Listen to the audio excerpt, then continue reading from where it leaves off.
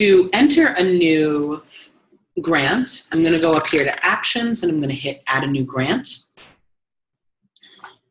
Here, this allows me to indicate a primary funding source, and this funding source may be shared across multiple grants. You may have one funder and receive several grants from that funder, and you can input that funder into the lookup in the lookup section of the admin part of your site. We can enter a code. So usually this is a 2-digit number, so 01, 02, 03, whatever nomenclature works for you. There's also the source, and this is what's going to appear next to the code whenever you're assigning a funding code in LegalServer. So oftentimes this will be a brief description. If your staff knows of a particular grant with a specific nomenclature, you can indicate it here. It can really be whatever naming convention you have. You can indicate whether or not it's active, and again, in LegalServer, we do not delete, we inactivate. So if you no longer receive a specific grant, you're going to want to come in here and just inactivate it.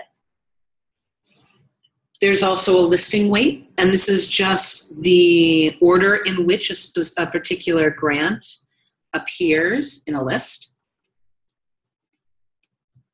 And that list is the list when people go to assign a funding code to things like an outreach, a case, or a time slip. Next, we have 3 different very basic filters. And this allows you to restrict what lookup lists your funding codes will appear in.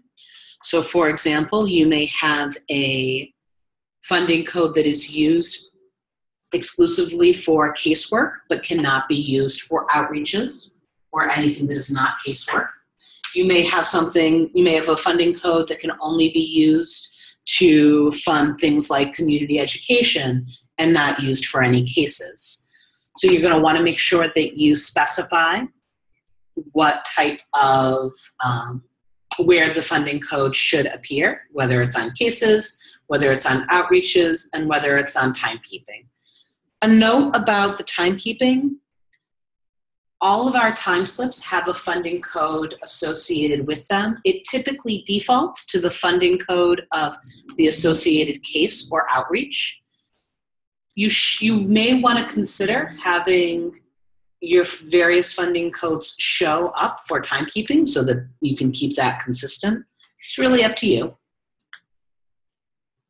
Finally, down at the bottom, we have a dynamic process required to close a case.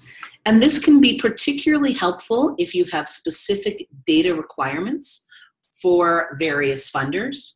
You can indicate a type of auxiliary form that you may want to create that has the different information that funder requires in one place that needs to be completed before you can change a case status from open or pending to closed.